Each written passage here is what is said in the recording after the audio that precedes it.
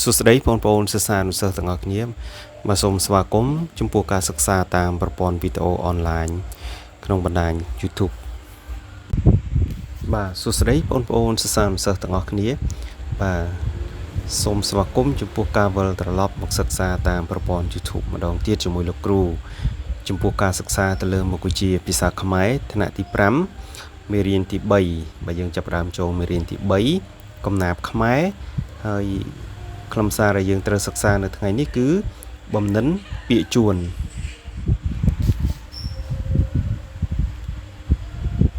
បាទទាំងអស់គ្នាសាករនឹកមើលអញ្ចឹងកាលពីថ្ងៃមុនគឺយើងបានរៀនទៅលើមេរៀនការតាក់តែងកំណាព្យខ្លីនេះចាំបានទេបាទហើយមុននឹងសរសេររឿងតើកូនត្រូវកំណត់ពីអ្វីខ្លះបាទសាករនឹកម្ដងទៀតមកបាទអញ្ចឹងដើម្បីសរសេររឿង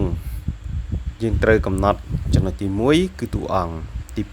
2គឺកាលអាកាសនៃរឿងហើយនៅក្នុងកាលអាកាសនោះគឺ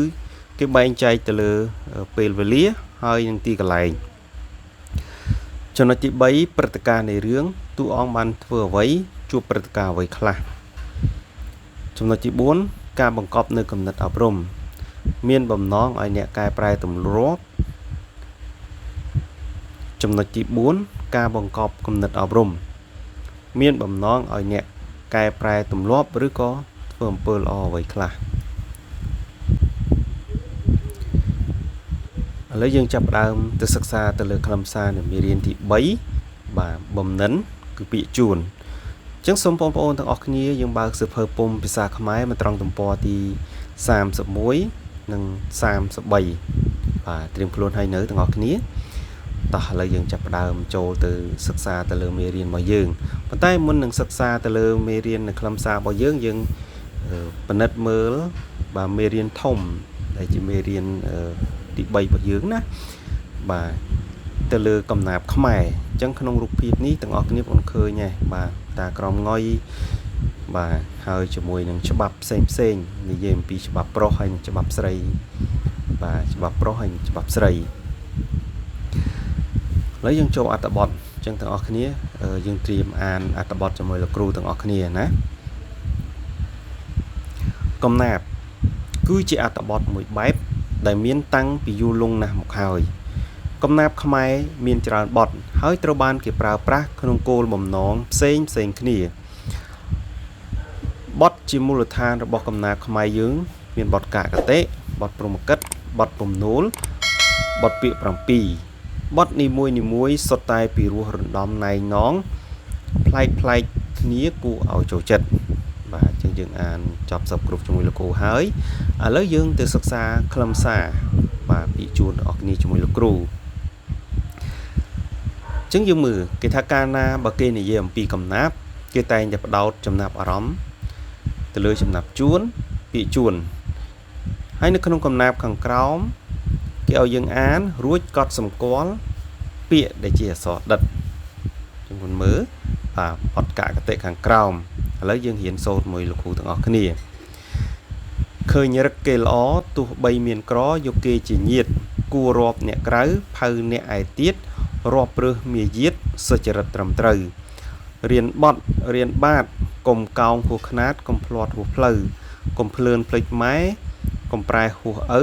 ឃើញចាស់សក់ស្កូវកុំសូវមើងងាយ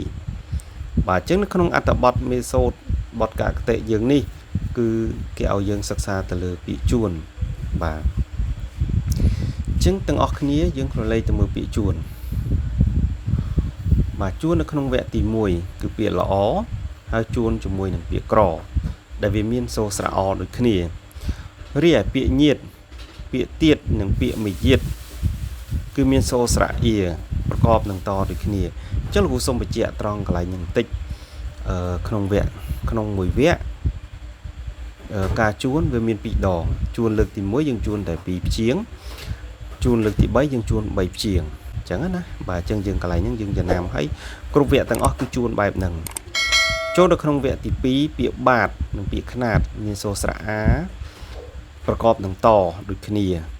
ពាក្យផ្លូវពាក្យឪនិងពាក្យស្កូវ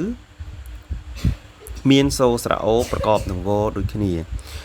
ពាក្យត្រូវក្នុងវគ្គ1និងពាក្យផ្លូវក្នុងវគ្គទី2មានសូរស្រៈអូប្រកបទៅនឹងវដូចគ្នាអញ្ចឹងត្រង់កន្លែងនេះគឺជួនឆ្លង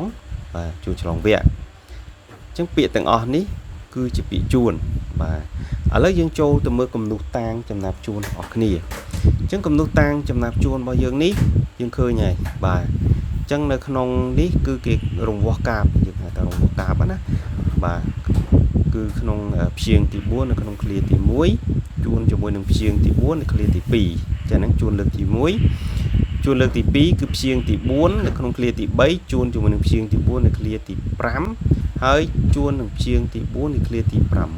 បាទហ្នឹងគេហៅថាជួនលើកទី2អញ្ចឹងជួនលើកទី2នេះគឺមានចំនួន3ព្យាង្គតោះណាបាទអញ្ចឹងចំពោះការព្យាង្គនេះវគ្គទី2ក៏ជួនបែបហ្នឹងវគ្គទី3ទី4ទី5អីរហូតក៏ជួនបែបហ្នឹងដែរ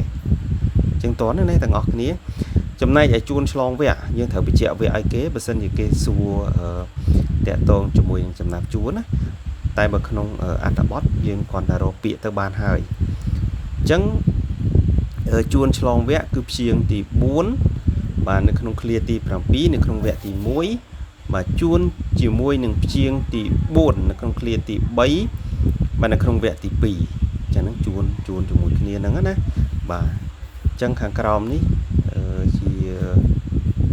ចំណាប់ជួនក្នុងវគ្គក៏ដូចជាជួនឆ្លងវគ្គបាទខាងក្រោមនេះបាទឥឡូវយើងបកទៅមើលអត្ថបទយើងអញ្ចឹងឃើញពាក្យល្អជួននឹងពាក្យក្រឃើញទេបាទហើយពាក្យញាតជួនជាមួយពាក្យទៀតជួននឹងពាក្យមាយាទបាទណាមាយាទហើយចំណែកឯពាក្យជួននៅក្នុងឆ្លងវគ្គគឺពាក្យត្រូវជួននឹងពាក្យផ្លូវបាទទាំងសូរដូចគ្នាណាបាទអញ្ចឹងយើងបន្តទៀតសិក្សាទៅលើបញ្ញត្តិម្ដងអញ្ចឹងគេសួរថាដូចម្តេចដែលហៅថាពាក្យជួនណាអញ្ចឹងពាក្យជួនគឺជាពាក្យទាំងឡាយណាដែលមានសូរស្រៈដូចគ្នាឬមានសូរស្រៈប្រកបនឹងព្យញ្ជនៈដូចគ្នាឬក៏ស្រដៀងគ្នាអញ្ចឹងយើងអាចរាប់ថាជាពាក្យជួនហើយតោះនេះយើងកន្លែងហ្នឹងទាំងអស់គ្នាបាទអញ្ចឹងឥឡូវបើតន់ហើយយើងបាទទៅធ្វើកិច្ចការផ្ទះទាំងអស់គ្នាជាមួយលោកគ្រូណាបាទអញ្ចឹងនេះគឺជាកិច្ចការផ្ទះបន្តទៀតហើយទាំងអស់គ្នាសូមcomplete ធ្វើឲ្យលោកគ្រូណាហ្នឹងហើយយើងនឹងធ្វើកំណែនៅមេរៀនក្រោយទៀតបាទអញ្ចឹងមេរៀនរបស់លោកគ្រូសូមបញ្ចប់តែប៉ុណ្្នឹងអញ្ចឹងបើមានចម្ងល់ផ្សេងទាំងអស់គ្នាបងអាចcomment នៅក្នុង YouTube របស់លោកគ្រូនឹងឆ្លើយតបនៅពេលដែលលោកគ្រូមានពេលទំនេរគ្រប់គ្រាន់នៅក្នុងការឆ្លើយតបជាមួយយើងទាំងអស់គ្នាអញ្ចឹងមេរៀនរបស់លោកគ្រូសូមបញ្ចប់ប៉ុណ្ណឹងសូមអរគុណនិងសូមជម្រាបលា